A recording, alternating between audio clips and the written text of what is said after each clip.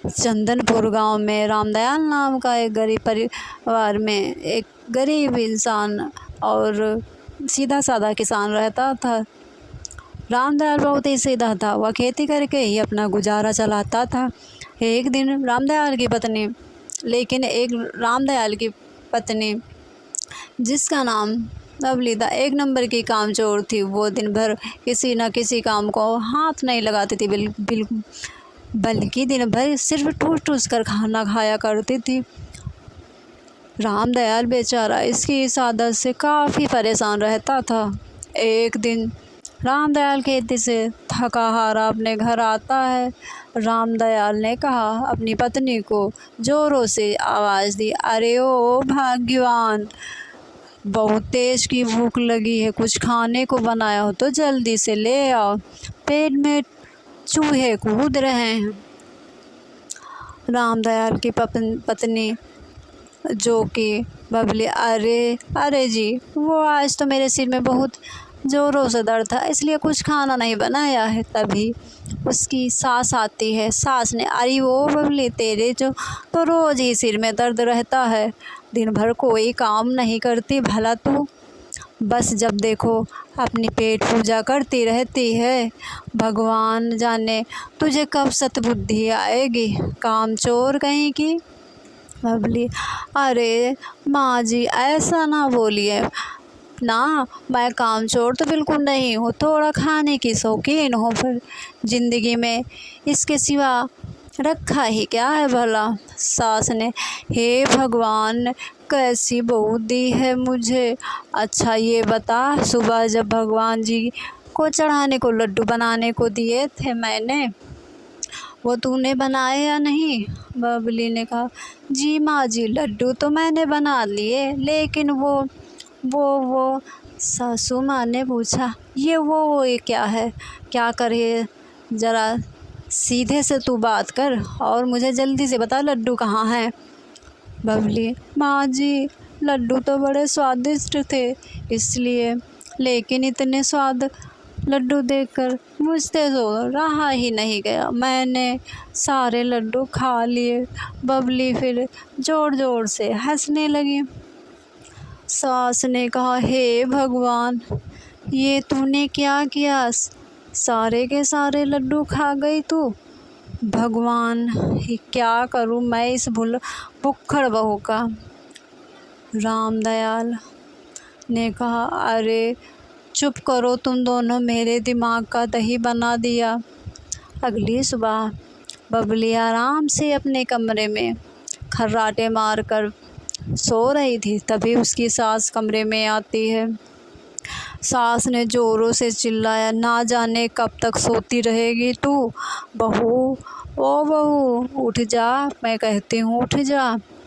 सास अपने कई बार उसकी उठने को आवाज़ लगाती है, लेकिन बबली उठने का नाम नहीं लेती है।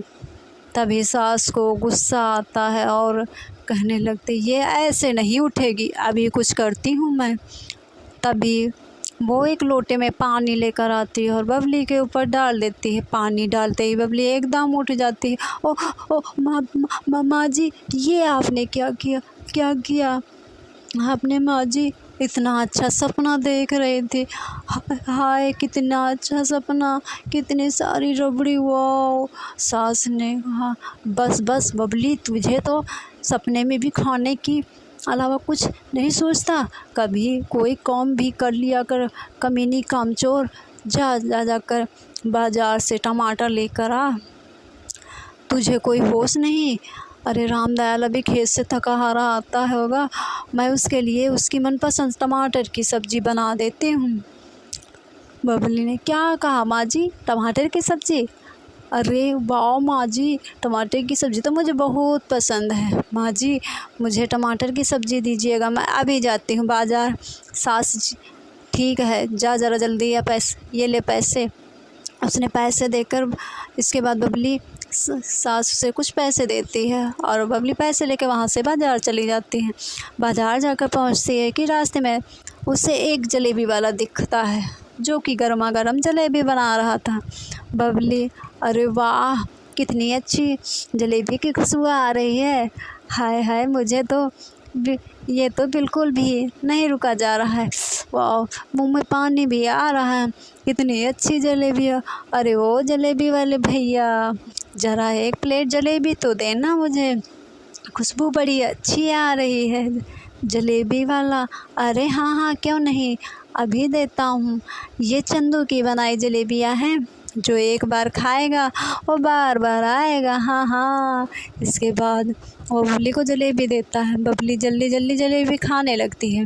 बबली, अरे वाह वाह वाह, कितनी स्वादिष्ट जलेबियाँ भाई, बड़े मज़े की बात जलेबी हैं। अरे भाई, एक प्लेट और लगा दो। देखते देखते बबली जलेबी वाली की सारी जलेबियाँ खाने लगती है। जलेबी वाला ज़ोरों से चिल्लाता, अरे अरे बस बस भी कर मोटी, अब क्या मेरी सारी जलेबियाँ खा जाएगी? इस मोटी को देखो तो लगता है मानो सदियों से भूखी हो। बबली, अरे भाई वाह वाह, बड़े ही मज़े की थी तुम्हारी सारी जलेबियाँ। वाह वाह वाह, बहुत स्वादिष्ट थी। हाँ, मज़ा आ गया। जलेबी वाला, हाँ हाँ ठीक है, लेकिन तुमने तो मेरी सारी जलेबी खा डाली। अब सारी जलेबी के 100 रुपये होते हैं। हाँ। बबली, हाँ क्या क्या भैया, 100 रुपये? लेकिन मेरे पास तो केवल कुछ ही रुपए हैं भाई, मैं तुम्हें 100 रुपये कहाँ से दे दूँगी? जलेबी वाला, देखो बहन, तुम ठूस ठूस कर सारी जलेबियाँ खा गई, अब तो मैं कुछ नहीं जानता, मुझे मेरे रुपए वापस चाहिए। बबली, भैया अभी मेरे पूरे पैसे नहीं हैं और मेरे पास नहीं है, अभी तो मेरे पास जो ही हैं पैसे वो रख लो, बाकी के पैसे तुम मेरे घर आकर ले जाना, वही गांव का सबसे नुक्कड़ वाला घर है मेरा। जलेबी वाला थोड़ा सोचने के बाद, जलेबी